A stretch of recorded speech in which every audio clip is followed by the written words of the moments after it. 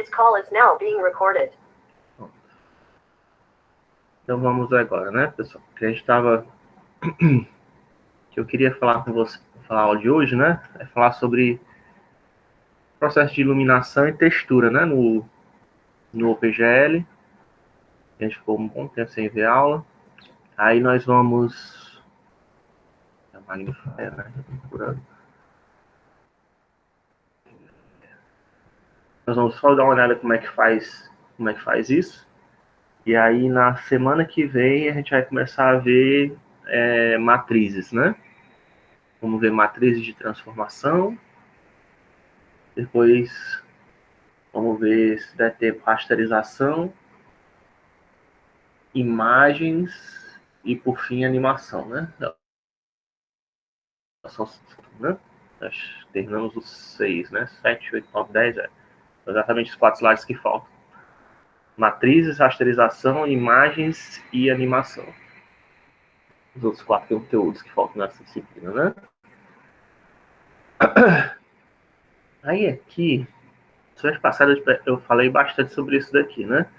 Mas eu vou ver se talvez eu vá... Acho que eu vou dar só a aula de hoje e a aula de segunda-feira que vem sobre isso. Pra gente ver se a gente avança mais, né? Pra ver a parte final, ver questões mais avançadas, né? Prática de OpenGL em imagem, prática de OpenGL em animação. Enfim. Então, isso aqui, né? Enfim. Aqui o que eu fiz. Nesse modelo aqui, eu vou colocar esse código todo disponível online para vocês. Aí quem tiver alguma dúvida, estava pensando, poderia perguntar para mim, né? E qualquer coisa também tem aula do semestre passado, tá tudo gravado, vocês podem assistir eu explicando esse código com mais detalhes, né? Eu queria me ater só nos pontos mais importantes. Certo? Esse aqui é chamado do Bullet de Newell, né? Ou Bullet de Utah, tá? Ele é um dos primeiros modelos, assim, que feitos em computação gráfica, né? Tipo, quando as pessoas não tinham modelador 3D nem nada, né? Certo? O Newell, ele fez isso, publicou um artigo, até acho que está na tese de doutorado dele, né? Tá? Porque não existia... A ideia dele foi que, bem, até hoje tem esse problema, né? Que a gente não consegue representar todos os vértices, e aí você seleciona alguns vértices para formar seu modelo. E aí a ideia dele de novo, né? Porque até agora eu falei, né? Que todas as superfícies que a gente está usando são sempre polígonos, né? No modelo 3D. A ideia dele foi usar uma superfície curva, né? Para colocar nesses polígonos, para poder fazer uma superfície mais suave. Fazer uma interpolação bicúbica, né? Por exemplo, na superfície quadricular do modelo, né? Certo? Aliás, isso é uma coisa também que só dá para... Eu não sei como faria isso no caso de um triângulo, né? Mas no caso aquele que eu mostrei para vocês na aula passada, né? Que a gente viu da interpolação bicúbica ou bipêntica, aquilo ali, não sei se perceberam, mas exige um patch quadrilateral, né? Para a gente poder fazer isso. Se for um patch... Só um instante aqui.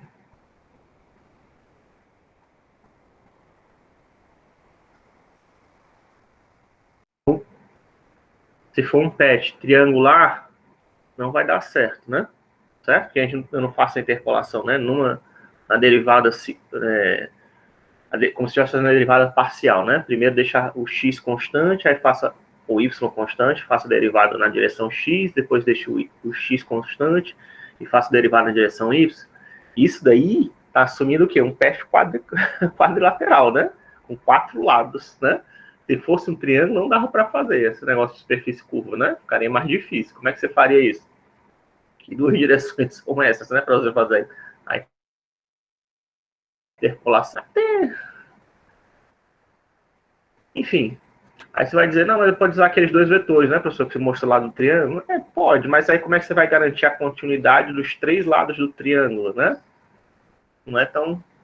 Já não fica tão óbvio, né? Como é que você vai fazer isso? Porque você teria... Na prática, você teria duas equações, né? Uma que vai avançar em x e outra vai avançar em y, digamos. Só que vai ter Só que duas equações vão estar se referindo ao mesmo lado, né? E aí, como é que você trabalha isso, né? É mais um motivo porque PET quadrilateral é melhor, né, do que triângulo, porque para fazer essa interpolação de superfície curva, né, é mais fácil, é mais intuitivo, né? Talvez não seja nem possível fazer em triângulo. Eu desconheço, porque toda vez que você pega qualquer livro que você pega sobre isso, o cara sempre mostra o PET quadrilateral, certo? Todos os livros que eu já peguei e li sobre o assunto, eles sempre mostram o PET quadrilateral. Eu nunca vi mostrando um PET triangular para fazer isso. Por causa desse problema, né? Que eu pensei agora, assim, de imediato que vai acontecer, que vai ter um lado que vai receber o resultado de duas equações. E aí, o que você faz com esse lado, né? No caso do quadrado, não, né? Você sabe que quando estou interpolando na direção x, né, e deixando o y constante, um polinômio vai controlar esse lado, vai controlar esses dois lados, e o da y vai controlar esses dois lados, né? É bem definido, né? Não tem problema. E dá para fazer a continuidade desse que você usa a primeira, segunda derivada, quantos derivados você quiser, né?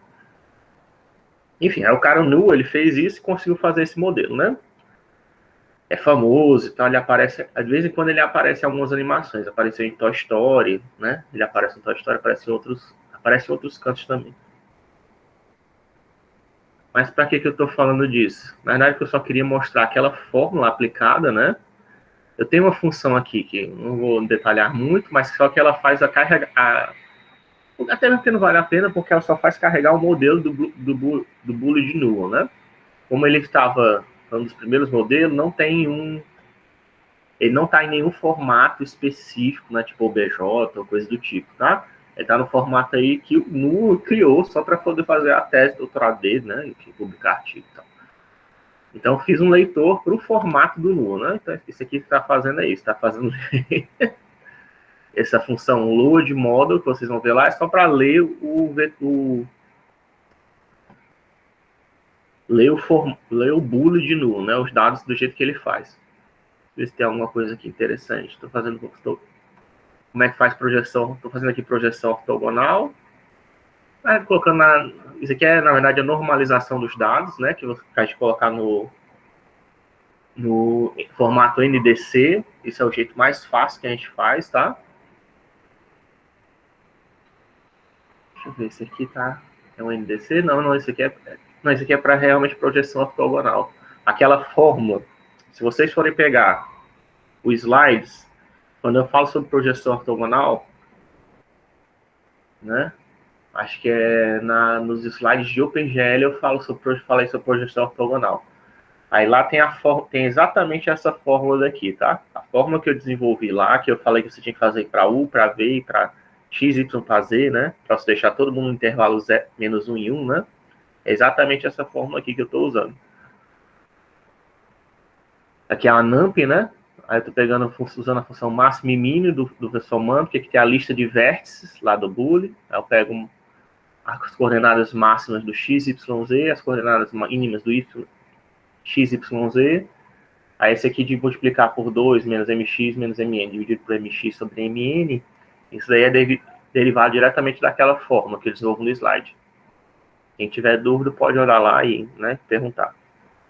Para centralizar os dados, eu acho que eu já falei isso, né? É só você pegar os vértices e subtrair a média deles, né? Ó, a média em x, a média em y, a média em z. Eu acho que nem precisava fazer assim, poderia fazer de uma vez só.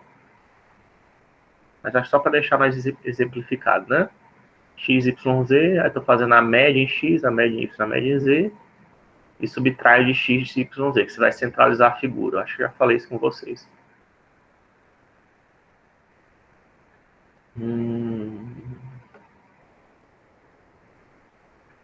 Certo. Aí aqui tem o que tem interessante, né? O nosso fragment shader não muda mais, não muda. Interessante é falar do vertex shader, né? E no vertex shader eu estou passando para ele um conjunto de vértices e normais, certo? Essas normais eu estou calculando como? Elas são calculadas lá na hora de carregar o boolean, tá? Na hora de carregar o boolean. Deixa eu mostrar aqui a parte. Pronto, bem aqui, ó.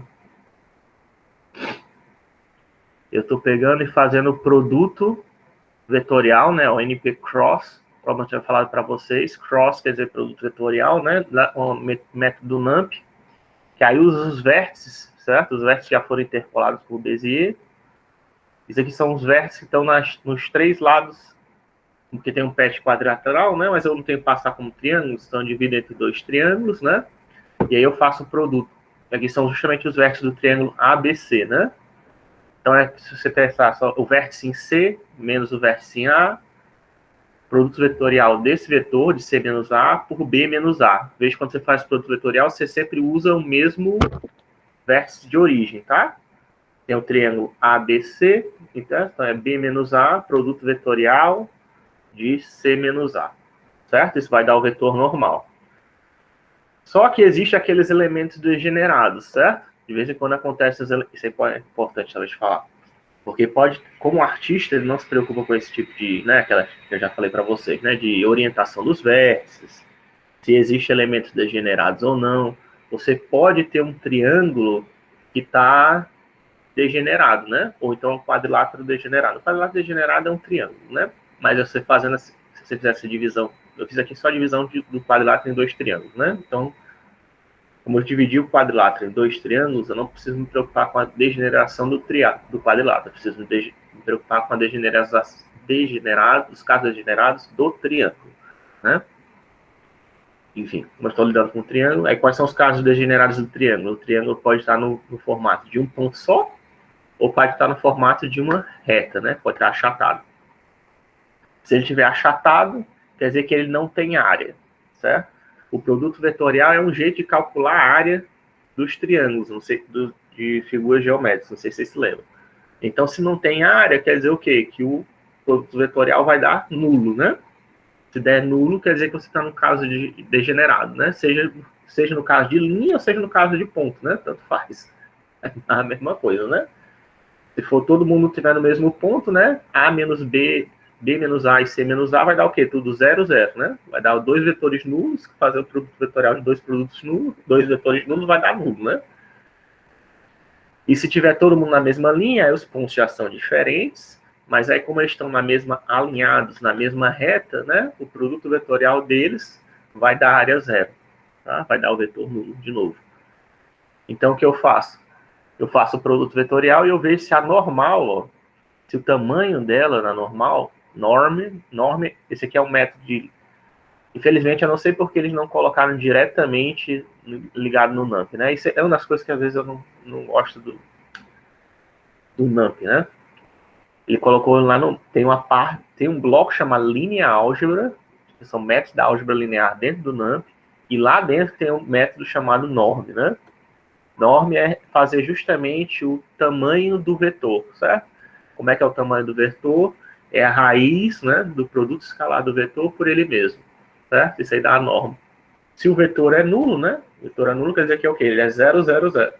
Se eu fizer o produto escalar de 0 com o vetor nulo por ele mesmo, vai dar 0 e a raiz de 0 é 0, né? Então, se eu calculo a norma, né? E deu igual a 0, então quer dizer que aquilo ali é um caso degenerado. Nesse caso, aí eu tento pegar outro triângulo, né? O outro triângulo. Certo? Que aí seria, no caso, tem o triângulo quadrilátero ABCD, né? O próximo cara seria DCCBD, né? CBD, né? E aí, no caso, eu faço B menos D e C menos D, né? O produto vetorial. Veja que agora eu usei o D, né, como referência, em vez de usar o A, e eu calculo o produto vetorial do outro lado. Felizmente, isso aqui já deu conta, certo? De todos os erros que tinha. Então, não precisei fazer um outro teste. Se fosse o caso, talvez tivesse que fazer um outro teste, tá? Que aí para poder ignorar, dar um continue, né? No for, para ele poder ignorar aquele triângulo e seguir o quadrilátero, se o quadrilátero fosse totalmente deformado. Mas nesse caso aqui, só pegar, se o triângulo tiver deformado, pegar o outro, para o boolean de nulo já resolveu. Agora, só um cuidado aqui, né? Eu coloquei aqui igual a 0, isso daqui não é muito legal, tá? Embora tenha funcionado para esse caso, nem sempre isso aqui dá certo. O ideal é quando vocês estão trabalhando com números de ponto flutuante, você tentar, em vez de fazer comparação igual a zero, você fazer algo como menor ou igual a 1 é menos 5. Tá? Porque aí você está dizendo a norma por default é sempre positivo, né? O tamanho do vetor não pode ser negativo. Então é sempre maior do que zero. Eu só estou comparando se ele é menor do que 0,0001. Se for menor do que isso, eu assumo que ele é nulo. Né? Você não precisa... Por quê? Porque existe erro, né? Quando você está trabalhando com um número de ponto flutuante, e às vezes você gera um errinho, esse errinho está próximo da precisão do computador, tá? Pode ser tipo, um número assim do tipo, sei lá, 4, blá, blá, blá, blá, blá, blá, é menos 16. Às vezes é um negócio desse jeito, tá? E quando você vê um negócio desse no seu código, isso aqui apareceu um número desse tipo, isso aqui é zero, tá? Isso aqui é porque sobrou alguma sujeira no cálculo. Você pode ignorar que isso aqui certamente é zero. Mas não apenas isso. Às vezes, dependendo do cálculo que você está fazendo, pode ter um erro maior do que isso, tá? E aí o jeito de pegar isso é considerando uma precisão menor do que os números que você está usando na sua... do que as casas decimais que você está considerando no seu cálculo, né? Se eu só uso cálculo... Todos os meus cálculos envolvem duas casas decimais. Se eu estiver pegando um erro maior do que isso, eu já posso considerar como zero, né? Por exemplo. Mas o ideal mesmo seria você colocar uma tolerância, sei lá, talvez aqui, menos 10, né? Na prática não precisa, porque esse aqui também já ia começar, talvez, né? Um cálculo aqui, para que fazer isso, né? 10 elevado a menos 10, um número gigantesco. Mas, enfim, só para vocês saberem que o certo é você comparar fluxos, é fazer isso. E se aqui pudesse ser números negativos, professor? Aí você faz um NP ABS, né? Que aí é um módulo, né? Você dá um módulo em cima do valor e compara com o valor, tá? Para verificar se é zero. Isso é o mais correto para números de ponto flutuante. E comparar com zero, exatamente do jeito que eu estou fazendo aqui, isso aqui só é mais indicado só quando você está trabalhando com inteiros, tá? Para números de pontos flutuantes, isso pode dar problema.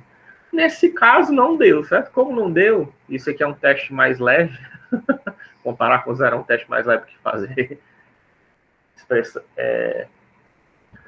fazer comparar com menor ou maior, eu já deixei esse mesmo. Mas só para saber que o correto seria você fazer isso, né? Meu jeito, o correto também seria eu fazer o mesmo teste que eu fiz aqui, para ver se esse triângulo é degenerado, fazer de novo aqui. Mas como já deu certo, eu deixei assim. Aí eu salvo as normais, né? Eu queria mostrar como está calculando normal. Isso através de um VBO. Os vértices que eu calculei por interpolação bicúbica, que a gente já discutiu na aula passada com o Perle, então precisa mostrar de novo. E aquela mesma ideia, tá? A mesma ideia mesmo, que é aquele quadradinho, né? Você faz a interpolação, né? Numa direção, depois noutra, é a mesma coisa. Aí gera os vértices curvos do Boolean, né? Aí quem tiver dúvida pode perguntar para mim depois. Eu passo isso como VBO, calculo as normais desses vértices, também gera um VBO e passo, né? Isso daqui tá a regra, aí eu uso aquela nossa primeira regra de iluminação, que é Lambert, tá? É isso que eu vou me focar nesses programas. Aí na regra de Lambert, o que eu faço, ó? Tem aqui uma de rotação, mas a gente não precisa se preocupar com isso, tá? Porque rotação Porque vocês viram que eu posso girar, né? Ali aquele modelo, né? Eu estou passando a matriz de rotação ele baseado como o cara mexe no mouse, né? E eu estou fazendo isso porque para a gente poder ver o modelo 3D. É aquela mesma, se não me engano, é o mesmo cálculo que eu já fiz, que já passei para vocês naquela figura 3D, tá? Estou colocando dentro de uma esfera e usando o método, né? Como é que é o trackball, né? Só porque está dentro do trackball, né? Que tem esse giro aqui. Que gira, só que aí como eu giro os vértices, né? Eu também tenho que girar as normais, né? E tanto os vértices como as normais mudaram de posição, né? Tá? Aí tem gente que não gosta de fazer isso, porque diz, não, aí pode gerar um erro na normal, blá, blá, blá, blá, blá. Mas na prática, é aquela história de novo, né? Tem gente que cria até um tal de matriz normal, né? Para calcular as normais dinamicamente na hora que está passando os vértices. Eu não vi necessidade de fazer isso, tá? É que nem aquela história de dizer que o cara consegue perceber a diferença entre interpolação cúbica e bilinear, né? Enfim, é um erro tão pequeno que você não nota na cor do objeto. Se é que tem, né? Porque pode não ter, né? Aí eu passo essa posição para frente, né? Lá pelo gelo position, a posição rotacionada. Só que aqui está o cálculo da luz. Olha como é que faz o cálculo da luz, né? Eu pego a posição da luz, que eu coloquei a posição da luz no cenário, certo? Esse aqui tem um vértice que diz a posição da luz. Quer dizer que o vértice... Você lembra que a gente está no cubo 3D, né? Aquele cubo que vai de menos 1 até 1, né? Na posição 0, 0, menos 1, eu coloquei uma luz, certo? Essa luz tá onde ela? Ela está... Se pegar a origem, né? E aí tem o Y, e você colocar ele pro lado, né? Porque você tem que saber, né? Que o Z é o que está entrando, é a direção que está entrando na tela, tá? No OpenGL. E o XY é justamente o correspondente. Só um instante.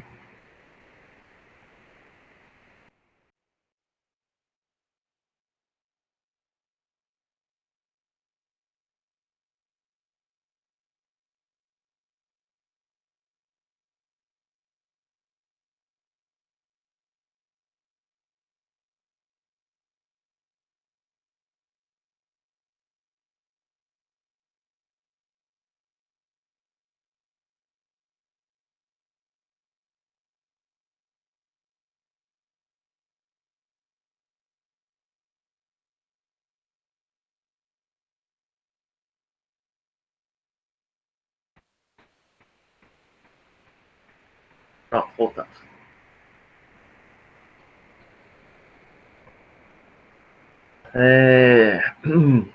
Né? Eu coloquei na posição 0, 0, menos 1, né? Então, se a gente tem aqui a nossa tela, né? Vocês estão vendo aqui a minha tela, né? Esse aqui é o canto, esse né? Cadê? Esse canto aqui. Se eu conseguir colocar meu dedo direito. Esse canto aqui é o canto 1, né? Tá? Seria o X positivo e Y positivo. X e Y positivo. Indo na direção de vocês é o Z, tá? Se não me engano, é o Z negativo apontando para mim e o Z positivo aponta para vocês. E aí, nesse outro canto aqui, seria o X negativo e o Y negativo. E o Y negativo está aqui embaixo, né? Tá? A luz estaria aqui embaixo. Na verdade, embaixo daqui, né? Estaria aqui embaixo a luz. Tá? Aí a cor de... Isso aqui é a cor do objeto. Aí é amarelo, né? Vermelho com verde, né? E aí como é que eu faço? Isso aí não é relevante, mas aí como é que eu faço para calcular o vetor na direção da luz, né? Tem que ter a posição da luz, obviamente, menos a posição rotacionada, né? Que é a posição do quando eu estou girando o bule, né? Aí eu girei lá o vértice, né? Pega a posição do vértice, a posição da luz menos a posição do vértice, que vai me dar o vetor apontando naquele vértice em direção à luz, né? Que é o vetor que eu preciso. E o vetor normal já foi rotacionado e passado, né? Para mim, já foi aqui rotacionado. Aí eu faço o quê? Ó, dot product, né? Ó, tá vendo? O OpenGL SL tem essa função dot, que faz o produto escalar, né? Também tem a função cross, tá? E tem também a função reflect, tá? A função reflect é a que pega o raio refletido. Eu uso a função dot no vetor da direção da luz na normal, né? Isso aqui vai dar um valor entre menos 1 e 1, né? E aí, como dá um vetor menos 1 e 1... veja que eu coloquei aqui a função normalize, né? O que é a função normalize? A função normalize, ela pega o vetor da posição da luz menos a posição rotacionada e ele divide pelo tamanho dele, certo? Que transforma isso aqui divide o vetor pelo tamanho dele, certo? Então você vai transformar o vetor de direção luz no vetor unitário. E eu fiz a mesma coisa aqui na normal, tá vendo? Ó, normalize é normal, quer dizer que é normal que eu calculo lá, não do jeito que eu só fiz lá o produto vetorial, né? Eu só fiz lá o produto vetorial dos lados do triângulo, eles não estão normalizados ainda, né? O vetor resultante. Então eu dou um normalize aqui para normalizar ele, e aí eu giro depois, né? Então quer dizer que tanto o vetor normal como o vetor de direção da luz já estão normalizados, já estão divididos pelos seus tamanhos, né? Então quando eu faço o produto escalar, isso aqui já é igual ao cosseno. Como é igual ao cosseno, quer dizer que varia de menos 1 a 1, então eu uso essa função máxima, né? Que é o tradicional que as pessoas usam nessa fórmula, né? Entre 0 e o resultado do cosseno, né? Quer dizer, sempre que tiver entre menos 1 e 0, vai dar 0, e quando for entre 0 e 1, vai dar um valor entre 0 e 1, né? Então, isso aqui vai fazer o que? Vai pegar a cor do nosso boolean, que é amarelo, e vai multiplicar pelo fator entre 0 e 1, né? Então, vai deixar que caras que estão longe da luz vão ficar pretos, e caras que estão próximo da luz, vértices que estão vendo a luz, né, que a luz está incidindo diretamente, fiquem um amarelo puro, tá? E veja que eu faço isso nos vértices, tá? Eu queria chamar também a atenção isso. Eu não estou fazendo no Fragment Shader. Eu poderia fazer no Fragment Shader, tá? Também. Mas como é só para mostrar aquilo que a gente tinha discutido antes, né? No OpenGL moderno, você pode fazer esse cálculo da luz aonde você quiser, tá? Você não é obrigado mais a seguir o pipeline fixo, né? Se você quiser fazer o cálculo de iluminação nos vértices, você faz. Se quiser fazer nos pixels, você faz. O correto, qual é o correto? O correto, teórico, seria fazer nos pixels, né? Porque entre um vértice e o outro vão ser gerados vários pixels e aqueles pixels vão ter diferentes condições de iluminação. Fazendo desse jeito, eu estou colocando a mesma condição de iluminação para todos os pixels gerados, né? Dentro de um patch de vértices, né? Isso causa problema? Aí, de novo, teoricamente, causa. Na prática, não. Porque eu estou gerando tantas faces aí para deixar o boolean bonitinho, né? Que a não ser que você pode controlar isso, tá? A quantidade de faces geradas por boolean. Eu coloco isso lá em cima. A não ser que você use poucas faces, você não vai notar a diferença, tá? Porque as faces ficam muito pequenininhas, aí acaba que tem poucos vértices poucos pixels que são intercalados entre os vértices, e aí visivelmente o ser humano não consegue notar a diferença, tá? Então, quer dizer, depende, né? Você tá querendo dar zoom em algum modelo, né? Aí talvez seja interessante colocar isso aqui no cálculo no Fragment Shader. Mas se não, se você está fazendo só para exibir alguma coisa, enfim, dependendo do que você está querendo fazer, depende da sua utilidade. Dependendo da sua utilidade, você não precisa fazer o cálculo no Fragment Shader. Você pode fazer no Vertex Shader já o cálculo de cor, tá? E olha, o Fragment Shader é o específico para pintar pixels, né? O Vertex Shader não faz isso, é para fazer, em teoria, são operações geométricas para ser feitas no Vertex Shader, e operações de cor, de manipulação de pixels, é para ser feito no Fragment Shader, né, que é o final da nossa pipeline. Mas, na prática, usando o OpenGL moderno, você pode fazer o cálculo de cor já no Vertex Shader. Aí você encontra esse tipo de coisa na internet. Não está errado, né? Isso é... A ideia do OpenGL moderno é justamente permitir você fazer esse tipo de coisa. Porque pode ter casos que você precise fazer isso. Que casos são esses? Aí depende, né? Talvez você estiver fazendo alguma simulação, né? Provavelmente. O que eu consigo pensar de imediato seria se você estivesse fazendo alguma simulação. Isso daqui é só para mostrar que eu gero um VAO, né? E aí eu coloco os VBOs correspondentes, né? Porque tem 3 objetos lá, né? Isso aqui é um exemplo de 3 objetos também, né? Cada objeto tem o seu VAO, tem o VAO do T-Pot, que é o boolean, e aí tem os VBOs dele, tem um VBO para vértices, um vetor para normais e um vetor para índices, né, que guarda as posições lá para não ter que sempre ficar referenciando os mesmos vértices, né? Senão ia ter que repetir os vértices. Podia só usar vértices, podia só usar normais.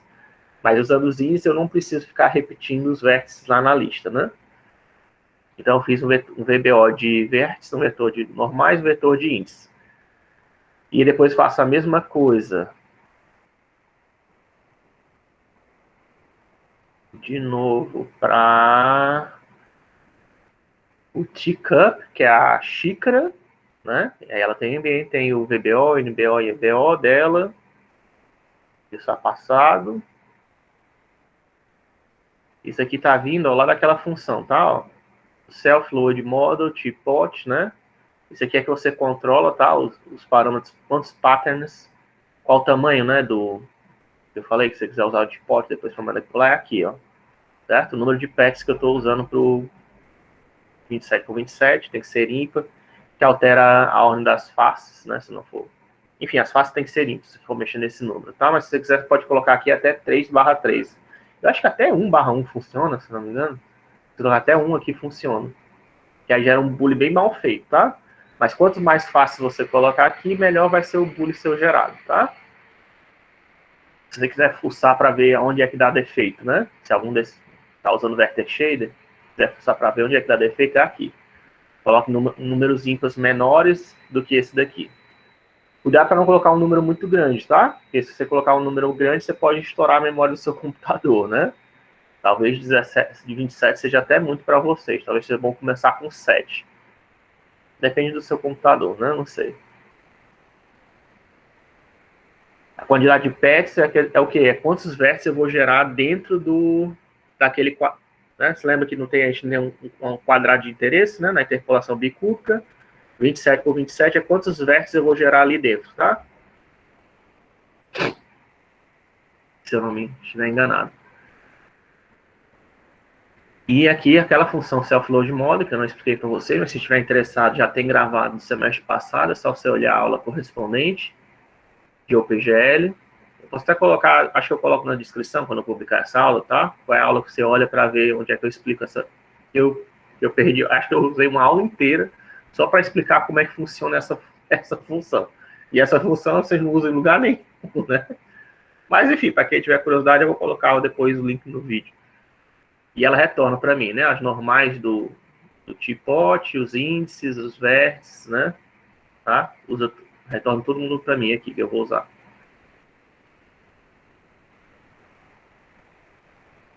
E aí depois, quando eu vou fazer o teacup, ó, a mesma coisa, tá? Carrego o teacup, tem lá o NPERT, eles retornam os normais, os índices, os vértices, né? Eu crio o VAO com os 3 VBOs para ele. E a teaspoon, que é a colherzinha, né? Também a mesma coisa, né? As normais, os índices, os vértices. Crio os 3 VBOs, associo com os vetores, né? Isso aqui a gente já viu.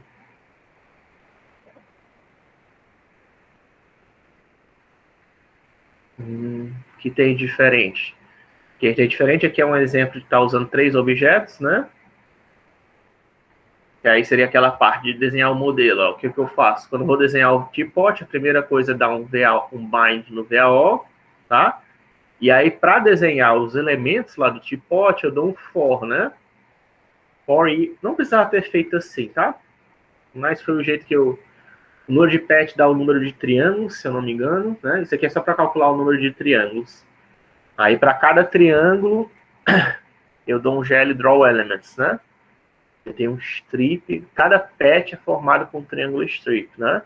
Então, eu calculo o número de pets, faz tempo que eu fiz isso, foi no ano passado. Mas, enfim, o que eu estou calculando é só o número de triângulos, e aí eu dou um draw element para cada um dos triângulos. Então, essencialmente é isso, né? Para cada pet, eu dou um GL draw elements, tá?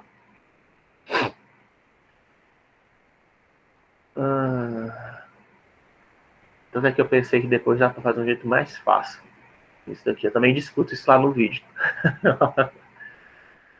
Mas o essencial aqui, para vocês verem, né? É só que tem um GLVAO, aí eu dou um for. Por que tem um for, professor? Naqueles outros exemplos que você mostrou não tinha for. Porque eu acho que eu estava mexendo só com um. Até tinha elementos que tinha mais de um triângulo, né? Mas só que estava tudo em dava tudo em sequência, né? Eu já falei para vocês que às vezes, quando você usa o triângulo strip, que é o caso que eu estou usando aqui, você economiza, né? Na matriz de índices, você economiza na matriz de índice, na matriz de vértices, só que nem sempre dá para desenhar o objeto todo como um único triangle strip. Não dá. Se eu não me engano, no caso do bully, ele está desenhado como um triangle strip, como se fossem umas faixas. Imagina que eu tivesse pegado ali aquele bully, passado uma faca, cortando várias leias verticais nele, assim, como se tivesse várias faixas de metal formando ele, certo? E cada faixa dessa é um strip, tá? E eu estou percorrendo, desenhando esses strips. Isso aí é específico também desse modelo, quer dizer que todo modelo é assim.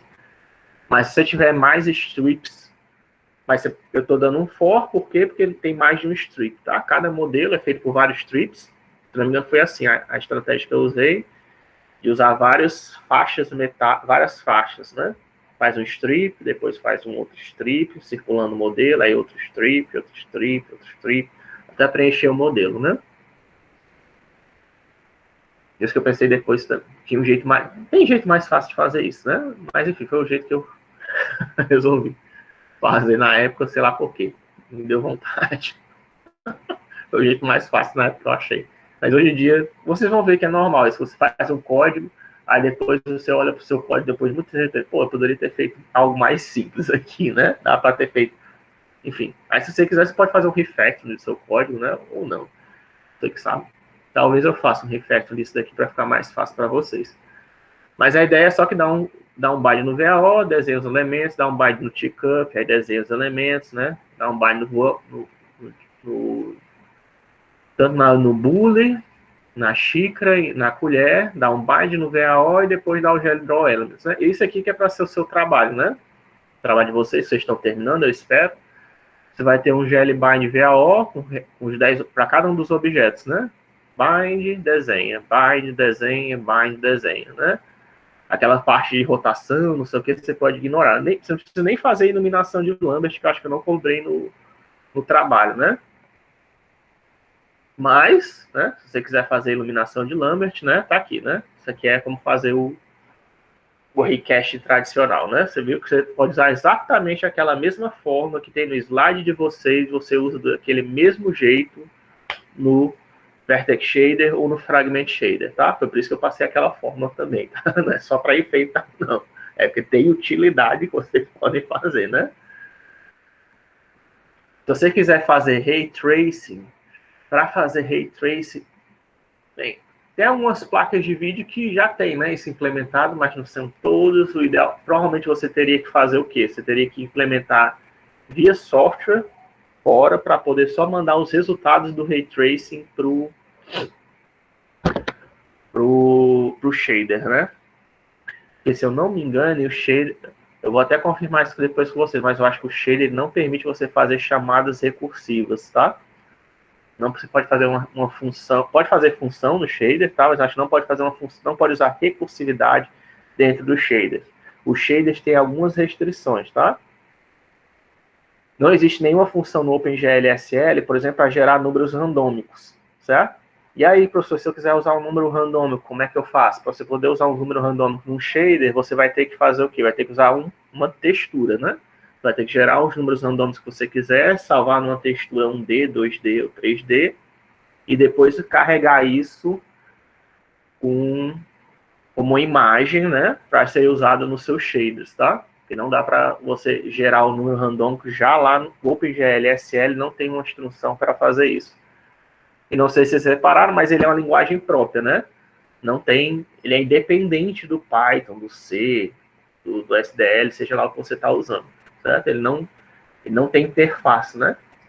Então, mesmo que você tenha um módulo usando RAM, que use random no Python, eu não posso usar ele dentro do OpenGL-SL, né?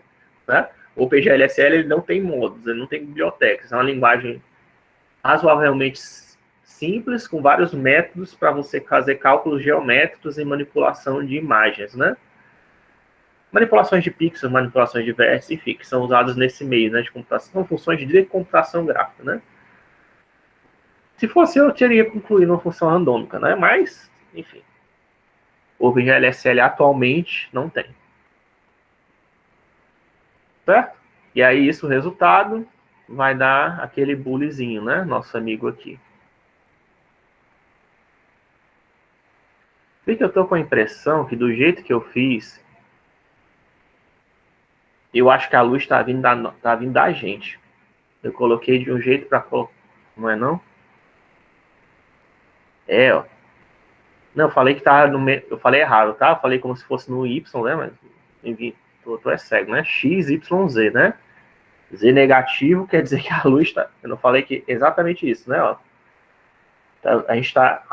A câmera está na posição negativa, olhando em direção à origem, que vai crescendo positivamente, tá? Conforme vai entrando no espaço 3D, né?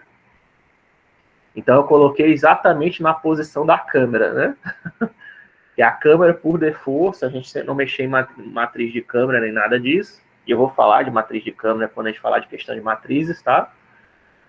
Mas, por default, a câmera está nessa posição aí. Eu coloquei exatamente a luz na posição default da câmera, né? O default do OpenGL não é espaço NDC, né? Que vai de -1, -1, -1, -1, até 1, 1, 1, certo? Eu coloquei a luz exatamente na posição default da câmera, né? Então, quer dizer que a gente está iluminando ele de frente, né? Certo? O modelo. E aí vocês podem ver o que acontece, ó. Quando chega lá perto de 90 graus, o que tem? Ó, tem essa mancha escura aqui, né? Porque fica preto, né? O amarelo. Olhando aqui diretamente para a luz, né? Que é a tampa, tá amarelão forte, né? Aqui se lembra que é uma superfície curva, né? Essas bordas aqui, enfim, bordas sempre tem problemas, normalmente, nesses cálculos. Não somente aqui, mas aqui também, né? Isso aqui não parece muito realista, essa borda iluminada, nem essa borda aqui escura, né? Eu já falei daquela história do ring light, né? Pode até ver que a iluminação aqui né? Tem algo estranho acontecendo aqui, né? Na iluminação em inglês é handle, né? Não sei como é que... Do negócio que segura o bule, não sei como é que é da alça do bule, né? Que a alça parece estar toda iluminada, né? Por quê? E por que isso está acontecendo?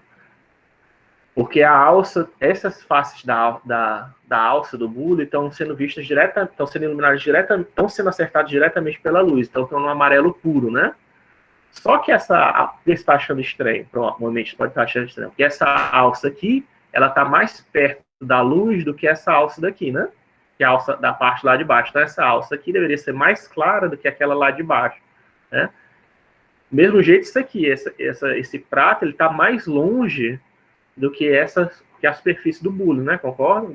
Isso aqui está mais próximo de mim, da câmera, da gente, do que o prato. Mas o amarelo pintado aqui, tá? É o mesmo amarelo pintado aqui. Por quê?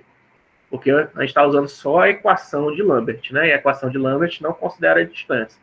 Pode considerar a distância, se você quiser, professor, calcular a distância da câmera para o pixel iluminado, ou para o vértice iluminado, e aí usar isso aí como fator. Dá, tá? E tem gente que faz isso, né? Que aí justamente vai criar esse efeito, que coisas mais próximas da câmera recebem uma cor mais forte e cores mais distantes da câmera recebem uma cor mais suave, né? Mas aí para isso você tem que pegar só aquela equação, né? E dividir pela distância, né? Tá? Dividir pela distância do vértice, né? Da câmera para o vértice atual. E aí eu não gosto de mexer muito porque é mais um fine tuning, tá? É um negócio assim que você tem que ficar mexendo ali, não é só de dividir pela distância dá certo. Dá, né? Mas não necessariamente vai ficar realista. Às vezes tem gente que coloca, por exemplo, distância ao quadrado, tem gente que pega essa distância e multiplica por um fator, tá? Antes de dividir. Quer dizer, porque como é que a luz se perde, né, no ambiente, certo? A luz realmente se perde, né? Naquela história que eu já falei da lanterna, né? Lanterna próximo da mesa, tá próximo da parede, ela tá com a luz bem forte, conforme você vai se afastando, a luz vai ficando cada vez mais fraca, né? Mas só que você dividir pela distância é esse efeito que você está querendo simular, né? É um efeito físico, e não é assim que a luz anda, né? Tudo bem que a gente tem essa intuição, né? Que a luz da vela não consegue iluminar tudo, né? Conforme você vai ficando mais longe dela, ela você vê cada vez menos, a luz da vela cada vez menos te acerta, né? Mas como é que é essa função de decaimento da energia da luz, né? Não é só dividir pela distância, né? Entendeu? Então, dividir pela distância é uma gambiarrazinha que o pessoal usa e que funciona, né? Mas não é, né, realista. Às vezes tem que fazer ao quadrado, às vezes tem que multiplicar por um fator e tal. Vocês podem testar isso depois. E ver que aqui não tem o K, tá? Por que não tem aquele K que eu falei para vocês? Na aula passada, eu até... isso aí é uma coisa que eu queria discutir brevemente, só fazer um parênteses aqui. E na aula passada me perguntaram sobre a questão da equação de iluminação, né? Infelizmente não foi gravado, que foi uma dúvida que eu retirei até depois da aula, né? Mas o que eu queria fazer, hein? Aqui, My Documents, né? Aí, CUS, CG, aulas, eu acho que é aula 7. Não é a aula 7. Nossa, a próxima aula já vai ser sobre matrizes. É a aula 5, né?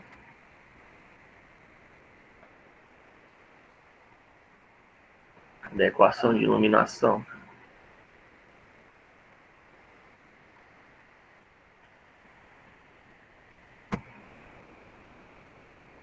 Não sei porque o engenheiro quer atualizar. Certo? A gente discutiu essa equação de iluminação aqui na aula passada, né? E eu falei que isso aqui é a iluminação ambiente, isso aqui é a iluminação difusa e a iluminação especular. Tem esses casinhos que você tem que somar, né, para distribuir a luz. Porque isso aqui é uma cor RGB, isso aqui é uma cor RGB e isso aqui é outra cor RGB. De maneira geral, isso aqui é a cor da luz, a cor do objeto e a cor da luz vinda do ambiente, tá?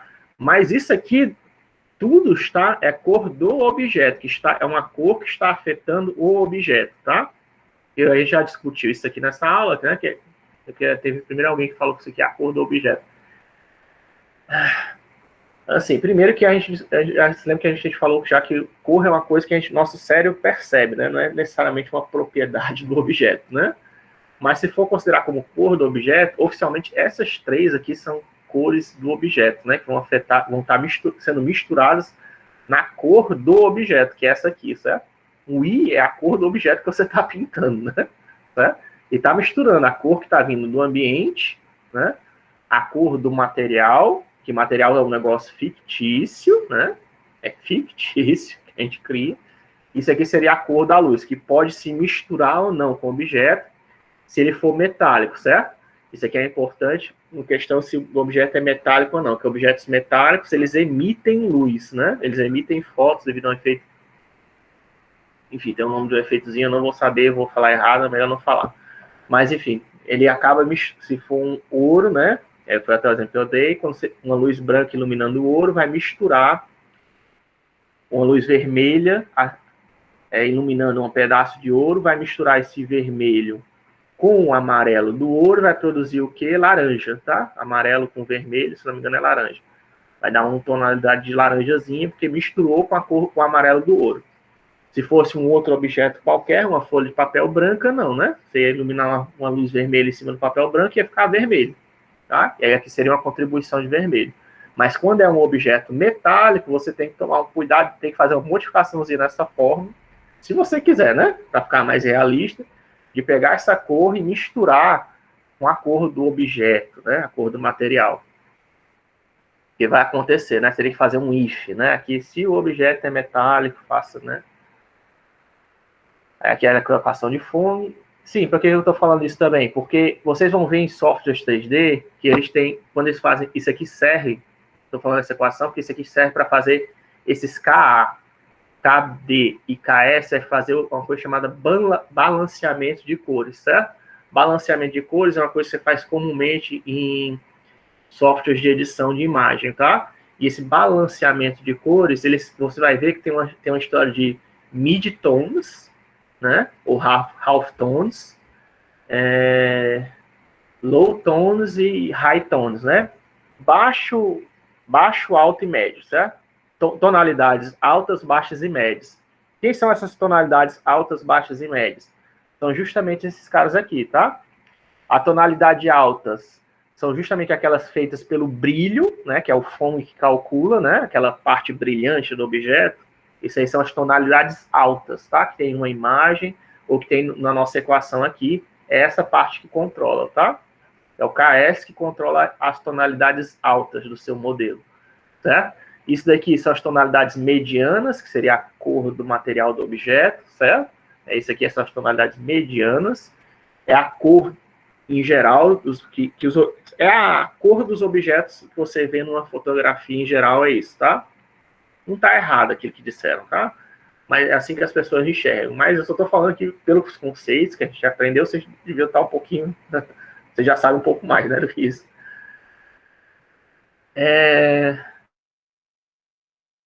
As medianas,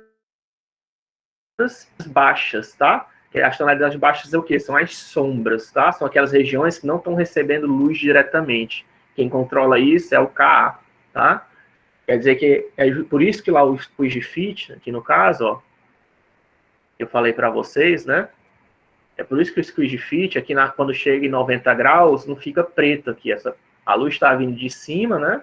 E aqui não está ficando preto, por quê? Porque tem uma luz ambiente que controla as tonalidades baixas e está iluminando ele, está adicionando branco aqui, né? Um pouquinho, ou na verdade um pouquinho de cinza, né? Está adicionando uma tonalidade de cinza, que aí está misturando com o verde dele, não está deixando totalmente preto aqui, né? Certo? Então, isso aqui são as tonalidades baixas, né? Para evitar o preto, né? Até mesmo porque, né? Mesmo que você, eu não quero, mas no meu cenário não tem luz ambiente, né? Aquela história, mesmo assim, cara. Porque senão, se você não usar esse KA, você vai, quando tiver sombra, a sombra vai ser preto. True black, né? Aquele preto verdadeiro, que a gente já discutiu em cores, né? Quer dizer que tá absorvendo toda a luz ali, né? No seu cenário, isso vai ficar altamente, vai ficar irreal, certo? Não vai ficar realista se você não adicionar um K e A. Porque parece que tem um buraco, se você fizer isso, de repente, na sombra, você está fazendo modelagem do seu quarto, né? E você não adicionou um K, vai ficar o quê? Vai ficar uma sombra embaixo da sua cama, né? Provavelmente, se não for uma cama box. Aí aquela sombra ali embaixo da sua cama vai estar parecendo que é um buraco negro, né? Tá sugando toda a luz em direção a ela, né? Não fica realista. Você tem que colocar uma KA, né? Para controlar as tonalidades mais baixas, para ficar uma corzinha ali embaixo da cama, tá? Não existe preto verdadeiro, nem branco verdadeiro na realidade, assim, né? No mundo real, é difícil encontrar um preto verdadeiro. Até o branco verdadeiro é meio, né? Assim, será que é branco verdadeiro mesmo? Porque depende da intensidade, né? Qual a intensidade é correspondente ao branco verdadeiro, né? Enfim. Então, esses extremos, né, é bom você evitar. E aí, isso aqui, como é que você evita? Controlando, né, as tonalidades baixas, as tonalidades altas e as tonalidades medianas. Fechados os parênteses. Voltar aqui para a aula, né? E aqui não preciso ter esse coeficiente para controlar as tonalidades médias, porque só tem a cor difusa, né? Só tem a cor de Lambert, tá? Certo? Isso aqui é um dos programas. Eu vou colocar disponível para vocês. Qualquer dúvida, vocês tiram comigo. O próximo é usando a iluminação de Phong. Tá? E aí eu já faço o Bezier Blinn Phong, é? Bezier Blinn Phong. Deixa eu ver se tem um que seja... Aqui eu coloco... Tem dois programas aqui que fazem a mesma coisa, se eu não me engano. E aí já vai mostrar a textura, né? A gente vai continuar isso na aula de segunda, tá? Não se preocupe. Mas agora eu queria mostrar agora com o Phong, né? É o mesmo modelo, tá? Mas não fechou, não. Eu fechei o programa e ele não fechou. É independente, né? Então a janela... Eu sei que a janela era dependente, ó, do programa executando no Jupyter, mas pelo visto não. Certo? Aqui é o mesmo bolo de antes, mas tem as diferenças, né? Primeiro que tem a iluminação de Phong, que é esse brilho aqui que vocês estão vendo, ó, certo? Onde está sendo iluminado, tem um brilho, tem uma parte mais escura, né? Certo? Vai aparecer em alguns lugares umas pontas brilhantes, que é justamente Olha quando eu viro quando a gente está olhando aqui a tampa, né? Esse brilho aqui, ó. Isso aqui é causado por foam, tá vendo? Esse brilho aqui também na borda da ponta, né? Tem alguns brilhos aqui, né? Esse dentro aqui, eu acho que isso aqui é defeito, né? Mas enfim. Aliás, é porque eu tô fazendo... Por que tá esse brilho aqui amarelo, professor? E esse contorno aqui? Porque eu estou usando aqui, diferentemente, a tal da iluminação de contorno, né? Do rim. Lembra que eu falei que tem a iluminação de rim? Né? Ring lighting, né? Que é aquela iluminação que você coloca, quando você coloca uma luz atrás do objeto, causa um brilho na frente, né? Foi isso que eu usei. Existe um efeito, que eu não coloquei nos slides, devia ter colocado, né? Não coloquei, eu esqueci. Mas tá aqui para vocês verem, que é o ring lighting, tá? O ring light, ele tem esses probleminhas, né? Que ele pegou a iluminação, ele faz os contornos, né? Só que ele ignora, né? Do jeito que o ring light que eu fiz, ele está colocando um contorno aqui em volta da borda do bule, mas aí parece que tem luz lá dentro do bule, né? Ele está colocando uma luz em torno da tampa do bule, só que aí parece que tem uma luz lá dentro do bule, né? Mas enfim, a ideia do ring light, ele está cumprindo, é justamente reforçar os contornos, tá? E isso aqui ele está fazendo. Ou seja, como isso aqui é um efeito artificial, certo? Para gerar o ring light, ele está colocando luz em todas as bordas do modelo, certo? Toda e qualquer borda do bule, ele está colocando uma luz aí, tá? Por isso que tá esse brilho aqui, né? Esse brilho aqui na alça do bule, né? Em torno do bule, na tampa, aqui, né? Aqui, enfim, todos os cantos tem um brilhozinho, que é justamente o ring light, tá?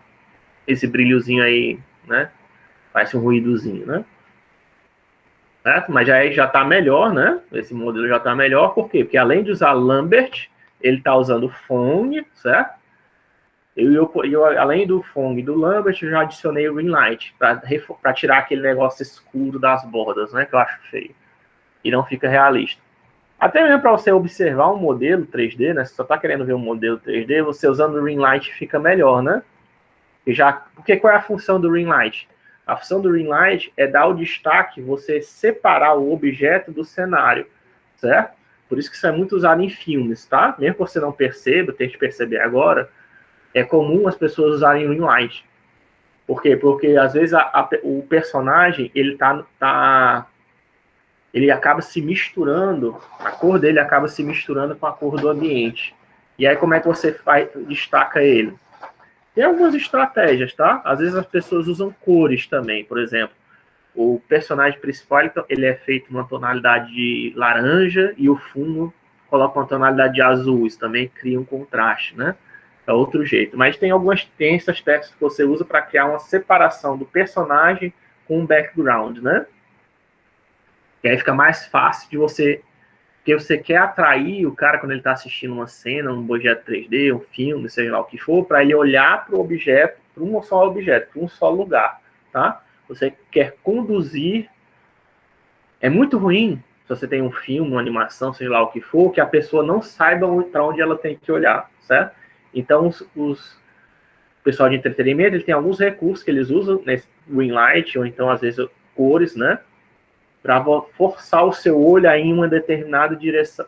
Conduzir o seu olho, gentilmente, a uma parte da tela, né? Certo? E nesse caso aqui, eu usei porque fica melhor, né? Você vê que o fundo preto, né? Porque imagina, o fundo é preto, eu estou usando fundo preto, né? E ainda a sombra é preta. Aí vai misturar, né? Isso aqui é o preto natural, né? Aquele preto. É o preto que eu falei para vocês não usarem. Isso aqui é o preto buraco negro, né? Que está absorvendo toda a luz, né? Então, quando você faz um modelo 3D no buraco negro, desse tipo aqui, é bom você ter algum tipo de contraste para separar o modelo do fundo, do buraco negro que ele está, né? Certo? E aí, como é que eu fiz isso? Né? É a mesma função, tá? Para carregar o modelo, eu uso os VAOs, VBOs, eu ainda estou usando... Nesse caso aqui, eu já não faço mais, ó, o cálculo de luz no Vertex Shader, tá? Só que aí eu estou passando, além da posição da luz, né? Eu passo a posição do observador, né? Que é a posição do observador, na verdade, é a posição da câmera, tá? E está na mesma, como eu disse, está no mesmo local. A posição default da câmera no espaço NDC do OpenGL é 00-1, que é o mesmo local que a gente está com a luz, tá? 00-1, né? Tá igual. Não precisava ter usado 2 vetores, tá? Desse jeito, mas a princípio eles podem ser qualquer um, tá? Eu usei eles iguais e podia usar só um, mas para ficar mais didático, né? Eu usei os 2 iguais, né? E esse aqui também é um jeito bom de iluminar, tá? Se você não sabe, se você ainda tem confusão com 3D, está começando, certo? O melhor jeito de você fazer é colocar a luz exatamente na mesma posição da câmera, tá? Você pode fazer isso até em qualquer software 3D, tá? Isso funciona também. Na física, fisicamente, né, 2 objetos não podem ocupar a mesma posição no espaço, né? Mas virtualmente você pode, tá? Ter a luz na mesma posição da câmera. Não tem problema você fazer isso, tá? E isso garante o quê? Você vai ter um objeto bem iluminado, tá? O pior caso, você vai ter um objeto chapado, com as cores chapadas, mas pelo menos ele vai estar iluminado. Porque dependendo de onde você colocar a luz, né? Se você não está acostumado com o ambiente 3D, você vai ver que seu objeto vai estar escuro, né? Às vezes ele não aparece, né? Dependendo do tipo de luz que você está usando e da onde você está colocando a luz, você pode ter um objeto que não está iluminado, né? Você fez todo o seu cenário bonitinho, colocou os 10 objetos e tal, mas na hora de iluminar o objeto com a luz, não aparece nada. Porque você está apontando a luz para o lugar errado, né? Ou ela está numa posição que não tem como ela iluminar. Você colocando ele na posição da câmera, é certeza de você conseguir iluminar, tá? Dependente do tipo de luz que você esteja usando. Isso aqui é a luz pontual, tá? Que é a default. E aí, se você for usar outro tipo de luz, aí você vai atrás, né? De como usar ela. Eu imagino que eles expliquem. Mas no pior caso, você pode colocar desse jeito, tá? Coloca logo na mesma posição da câmera, que você vai obter um objeto bem iluminado, como o caso do búzio, né? E também tem técnicas, tá? De iluminação. O correto para você iluminar um objeto é você, por exemplo, em estúdio, né? Eles usam 3 pontos de luz para iluminar, né? Enfim, existem também técnicas de iluminação que são usadas em cinema, em fotografia, etc, né? Então, para você que está começando, taque a luz no mesmo local da câmera. Se for usar só uma luz, né, que é o default padrão. Se você estiver começando, né? Estou assumindo que teoricamente vocês estão aqui aprendendo. Aí aqui é aquela história do vértice, giro o vértice, porque eu estou girando de acordo com o trackball, normal, gira normal. Aí eu calculo ó, o vetor na direção da luz, que é a luz menos a posição rotacionada, dou um normalize para ficar um vetor unitário. Faço a mesma coisa com o observador, né? E passo adiante a posição rotacionada. Sendo que eu também passo, ó, certo? Como eu não estou calculando a luz, né? Como eu não estou calculando a luz no Vertex Shader, eu tenho que passar ele para o Fragment Shader, né? Como é que eu faço isso? Usando o Alt, tá? Usando o Alt, quer dizer que esses vetores aqui, além do GL Position, né? O GL Position, ele passa adiante os vértices, né? Mas tem outras coisas que eu quero passar adiante, que é o quê? Os normais, as normais, o vetor na direção da luz e o vetor na direção do observador, tá? Além dos vértices, que isso aí eu vou usar para cálculo de luz. Então, eu coloco esse Alt aqui na frente do Vec3, né? Quando eu for declarar o normal vetor direção luz, que aí isso aqui quer dizer que eles vão ser passados adiante, né? E aí, lá no meu Fragment Shader, vejo que eu uso o mesmo nome, ó, certo? Normal, vetor direção luz, vetor luz. Só que aí no Fragment Shader eu uso in, né? Alt lá, Alt no Vertex Shader, in no Fragment Shader, que é eu estou recebendo os valores, né? Tá? E aí aqui são as cores, né? Que eu estou recebendo. Eu passo a cor de lá, é? Não, eu estou usando... Aqui é que eu vou usar para calcular. Não, não tem in aqui, né? Então, quer dizer que essa cor aqui eu estou gerando aqui e vou passar ela para pintar o pixel, né? E aqui vejo que já tem 4 cores, né? Ó, diferentes.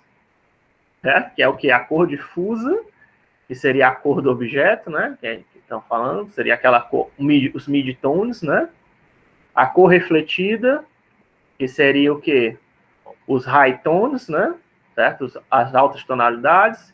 E a cor ambiente, que é os low tones, né? Low tones. Deixa eu abrir o GIMP aqui, para não ficar falando errado, né? Isso aí também tem, tá? No Photoshop e outras coisas, todos eles têm esse mesmo negócio. Já abriu? Olha, já abriu. Vem aqui em cores. Tem que abrir uma imagem, senão ele não a deixa, né? Overrecent, Lena. Imagem, ó. Color Balance. Vendo aqui, Shadows, Midtones, Highlights, né? Tá, você pode chamar também pode chamar de Highlights e Shadows, né? Mas tem um outro tom. E Midtones também pode ser Half Tones. Mas, enfim, eu acho que é High Tones e Low Tones. Tem outros nomes, né? Não é uma nomenclatura padrão, mas o que eu vejo em geral, o pessoal é High Tone, Mid Tone e Low Tone. Aqui o GIMP usa Highlights e Shadows, né? Mas os Shadows, vocês já sabem agora, né? Shadows é tonalidades baixas, tonalidades medianas é a cor do objeto, e Highlights são os brilhos, né? São as tonalidades altas, as altas intensidades, né? Das cores, né? No seu modelo.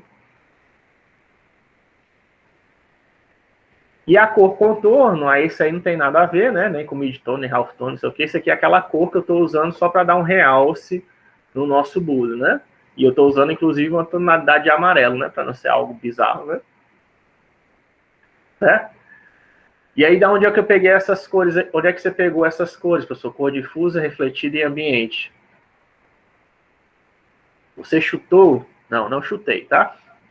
Eu tentei fazer esse búlificar, na verdade, e eu fui no Google, coloquei ouro, acho que eu peguei exatamente essa imagem. É assim que você faz, tá? Né? Eu quero que o meu bully seja feito de ouro, parecido com ouro.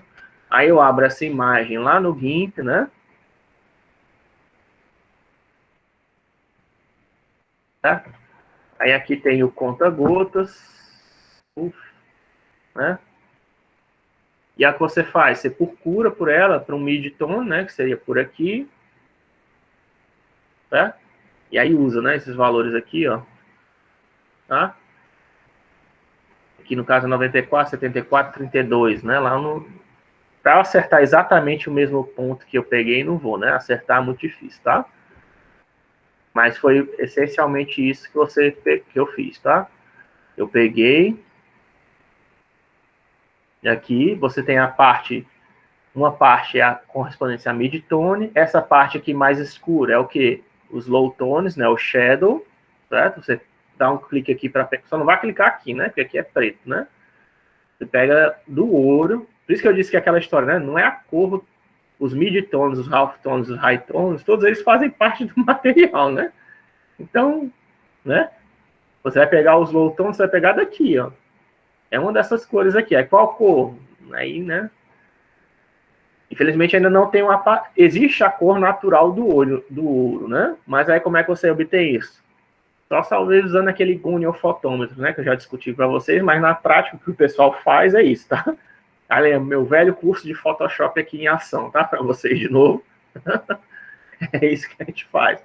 Você pega a textura do ouro, pega algum ponto que você acha que representa bem. Esse aqui é um ponto que representa bem os midtones, porque você vê que ele se repete, né, na superfície do ouro. E aparentemente a luz está acertando diretamente ele, né? Então esse aqui é um bom candidato, essas cores aqui para midtone. Aí para halftone seria alguma cor aqui da lateral, né? E para high tone, professor, highlight, né? Qual seria? Seria esses brilhozinhos aqui, ó, nas bordas, tá? Algum desses brilhos aqui. Ou então, talvez aqui, né? Ó, esses brilhozinhos aqui, você pegaria uma dessas tonalidades para ser o seu high tone. Foi assim que eu escolhi as cores lá do meu modelo, tá? Ah, professor, mas não ficou realista, não ficou parecido com ouro. É porque eu não acertei, né? As cores. Você fica aquela história, tem que fazer o fine tune, né? Deixa lá. Vou lá na imagem, aí seleciona a cor, coloca de volta. Ah, não ficou legal ainda, deixa eu tentar de novo. Vai lá, volta. Você vai ver que não é nem... É um processo de vai e vem, né? Até você ajustar, até ficar legal. Sem contar que tem que ajustar também o balanceamento das cores, né? Tem que ajustar os casinhos. Mas é assim que você faz. Tem também essa questão do brilho, ó, que eu já falei, eu coloquei em meio. muito brilhantes, isso é usado lá para FONG, né? Menor que 1, como a gente está fazendo um bule de ouro metálico, né? Então tem que ser menor que 1, coloquei meio, por isso que foi aquele brilho grandão, né? Se vocês quiserem, vocês podem testar, se aumentar isso aqui, você vai ver que aquele brilho grandão vai diminuir, vai ficar só uma bolinha, e tem hora que ele praticamente desaparece. Certo? E poucos brilhantes é maior que 1. E a intensidade, eu acho que a intensidade eu estou usando aonde? Intensidade eu estou usando em POA. Eu estou usando... A intensidade é para a luz do contorno, né? Para deixar a luz do contorno mais forte ou mais fraca, perdão. Certo? Porque eu não coloquei a fórmula do contorno, né? Mas isso aí, a intensidade controla o contorno. Para deixar aquele contorno, a cor nas bordas, deixar ela mais forte ou mais fraca. Você também pode testar isso depois, tá? Aí aqui tem o vetor luz refletida, que isso aqui é a fórmula, tá? Que tem lá no, que eu mostrei para vocês. É assim que você calcula, se você quiser calcular, né, vetorialmente a fórmula da luz refletida para qualquer espaço 3D, é assim que você faz, tá? 2 vezes a normal, aí o produto escalar da normal com a direção da luz, menos a direção da luz, mas também tem uma função aqui, faz essa mesma coisa, que é a reflect, tá? Se não me engano é assim. Vou até confirmar logo, compilando, né?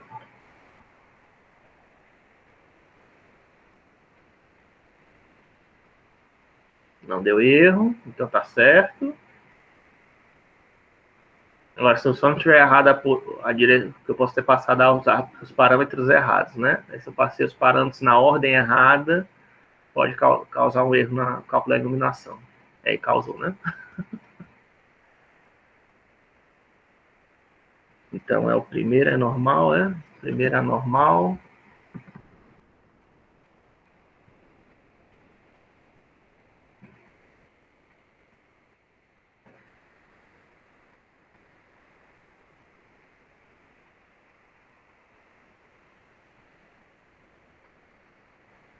Agora, no pior caso, é talvez ter que inverter o vetor da luz, né? Deixa eu fechar isso aqui. Ainda não tá legal.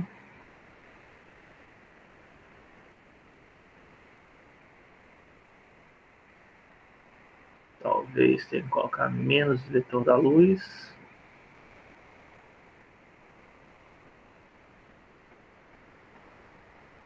Enfim, mas é essa função, tá? Depois eu senão vou ficar testando aqui, é só questão aqui dos parâmetros. Não sei se os vetores estão normalizados, será? É só uma besteirinha. Mas eu corrijo e coloco aqui para vocês. Quando eu for publicar essa aula, tá, eu coloco já com o reflect funcionando, para os dois produzirem o mesmo resultado. Tem alguma coisa que eu estou errando aqui na hora do cálculo. Dá uma olhada depois o que é. Mas é essa função, tá? Reflect. A reflect, ela calcula o vetor refletido baseado. Você dá a normal, dá o vetor na direção da luz e ela calcula o vetor refletido.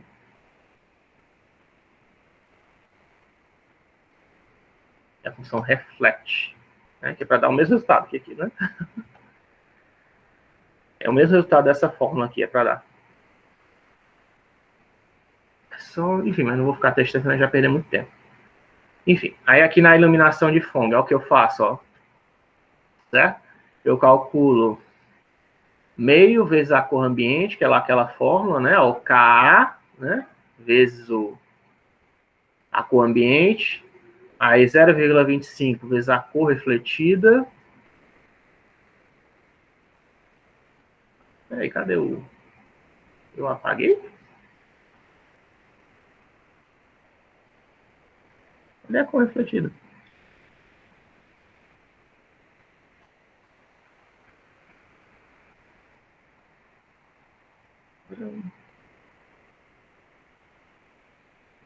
Aqui.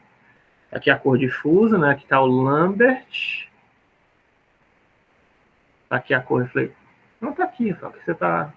que você não entendeu ainda?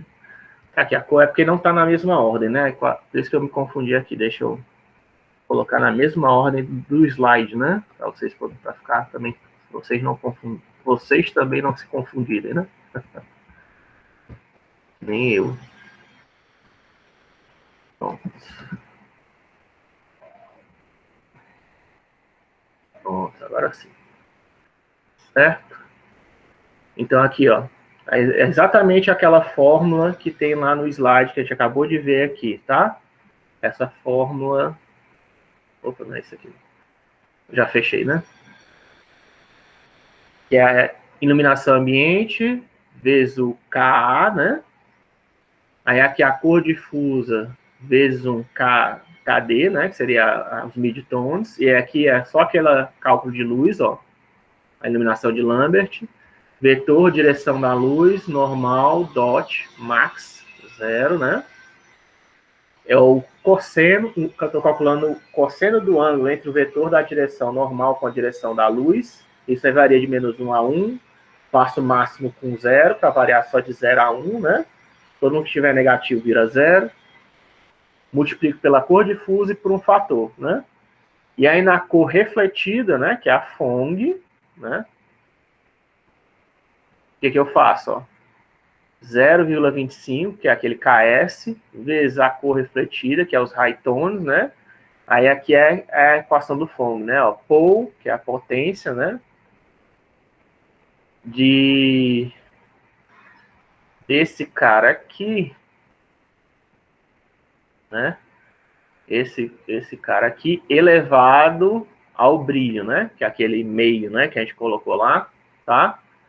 E aqui calculo o ângulo, do mesmo jeito que parece Lambert, né? É o ângulo entre o vetor da luz refletida e o vetor na direção do observador. Isso aqui também varia de menos 1 a 1, aí faz o máximo para variar de 0 a 1, o resultado você eleva ao brilho, né? Multiplica pela cor refletida e pelo KS, né? Veja que nesse caso aqui eu não usei aquela formulazinha que eu estava falando para você, né? Eu usei aqui, se você somar os valores, dá 0,25 mais 1 com meio, 0,25 vai dar 1,5, né?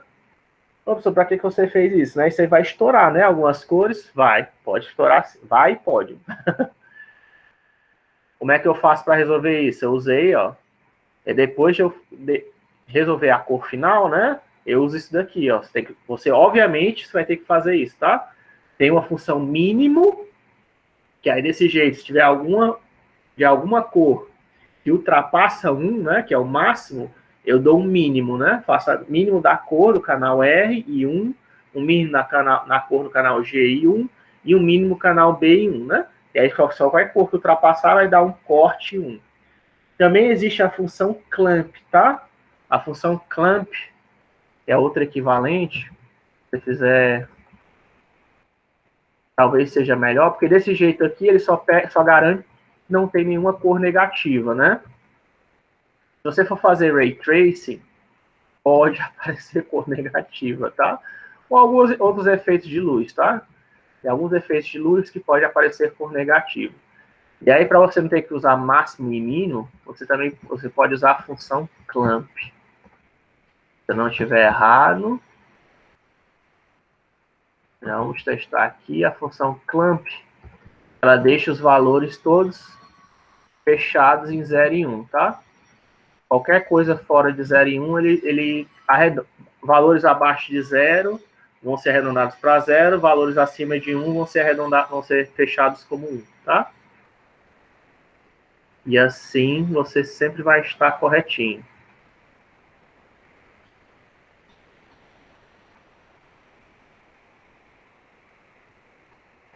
Deu certo, quer dizer que eu usei o clamp correto, né? Vamos ver se dá agora o mesmo resultado, né? Deu o mesmo resultado, tá ok. Tá? Então a clamp pelo menos eu usei certo, né? Certo? A clamp ela é o mesmo que você está usando a função mínimo e máximo, tá? E desse jeito aqui eu sei que do jeito que eu estou fazendo, tudo bem, até segunda-feira, tá? Segunda-feira a gente vai continuar a aula prática, sendo que agora eu já terminei a parte de iluminação, né? A gente vai falar de segunda-feira, já vai ser falando sobre texturas, tá? Aplicação das texturas. Eu não sei se eu exigir no trabalho. Se eu exigir no trabalho, certo? Vocês podem desconsiderar esse ponto das texturas, tá? Se está exigido no trabalho. Eu acho que não. A não ser que você esteja usando o Blender, né? Aí Blender tem que ter textura, tá? Mas se tiver exigido para quem está usando Python, né? Ou qualquer linguagem de programação, não precisa, tá? Já que não deu tempo de eu falar sobre texturas para vocês, obviamente, né? Certo? Se eu não dei a matéria, né, eu não posso cobrar de vocês, né? Eu espero que, mesmo que esteja lá no trabalho, eu tenha essa noção também, tá? Meu trabalho é um negócio que eu faço pensando assim, tudo que eu vou dar, né? Se tem alguma coisa que eu não cheguei a dar, não precisa colocar. A não ser para o povo que está usando ferramenta avançada, né? Blender, Unity, não sei o quê, porque aí fazer esses efeitos mais avançados é fácil, né? Não precisa dar para você, é só procurar um tutorial no YouTube.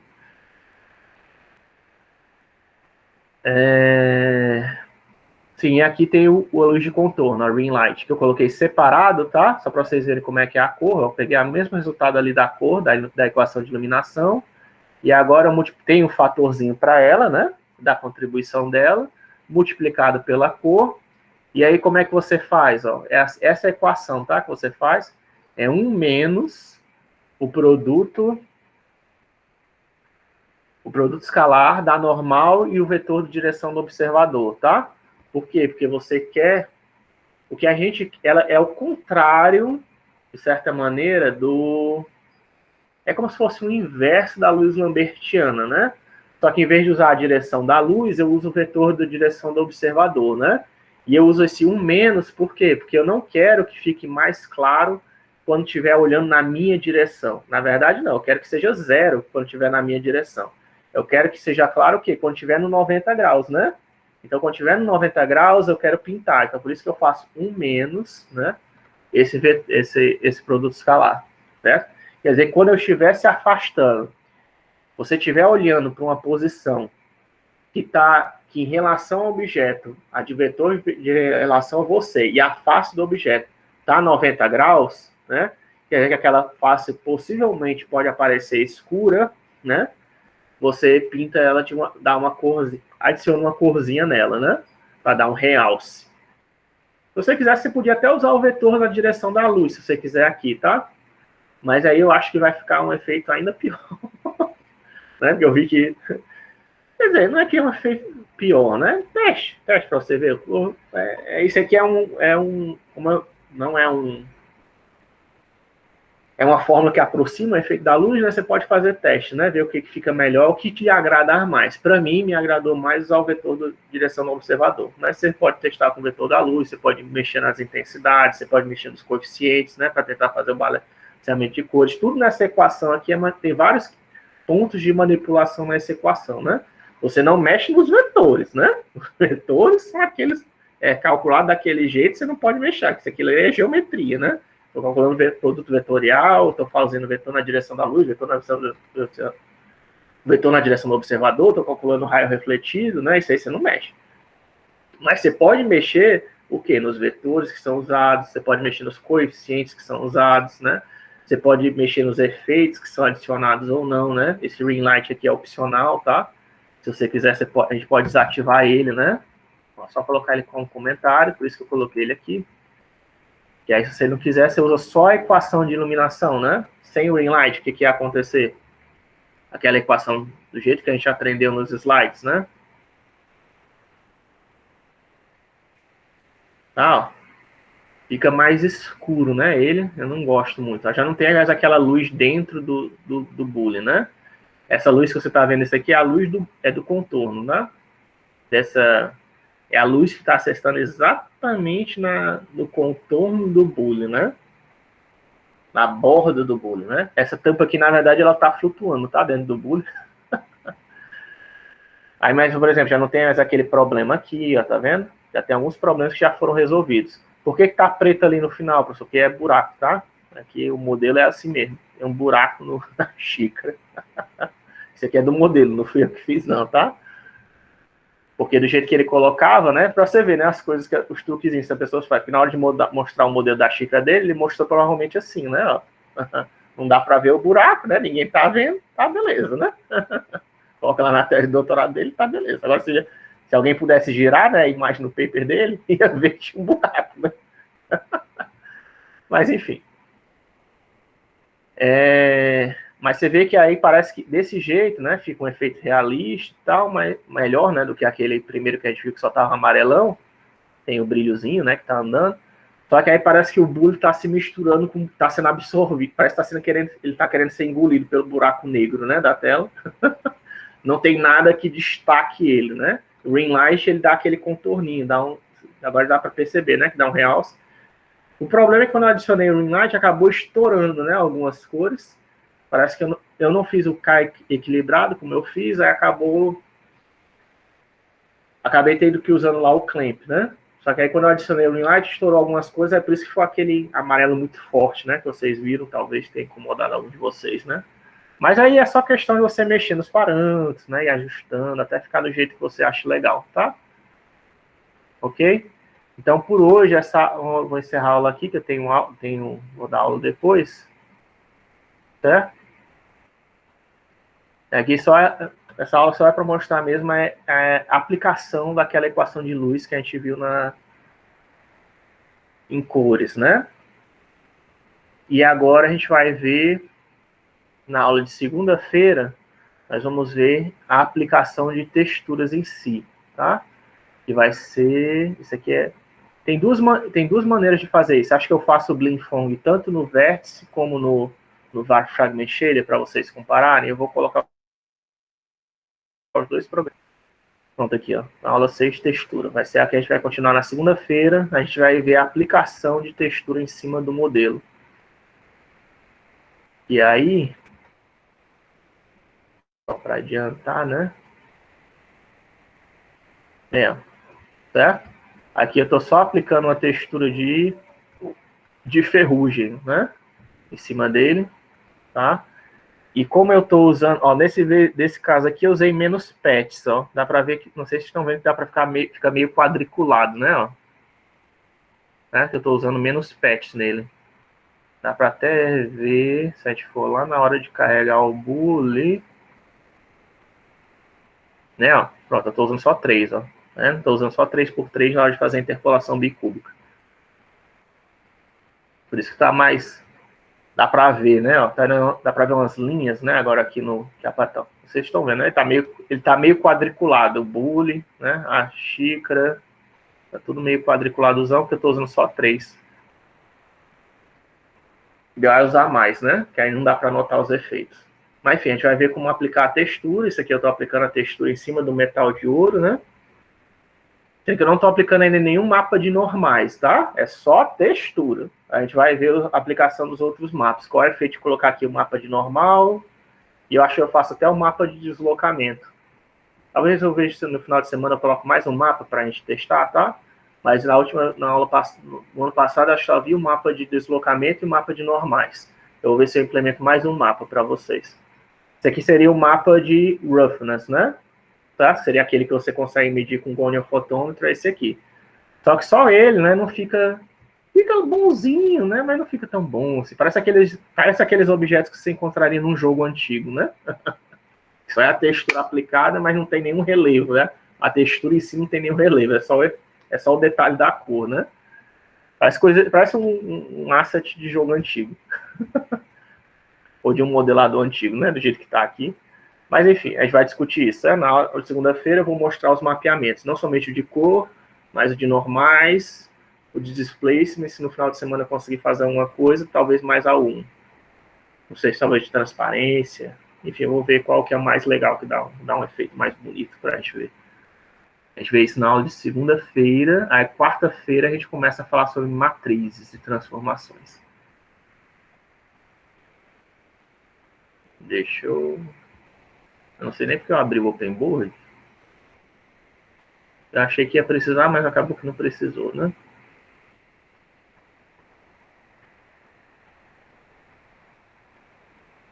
Tá. Vou pegar aqui. Eu não sei se o Google mudou, o que foi. Deixa eu logo parar aqui a gravação, né? Vamos pegar, gravar o nome de vocês.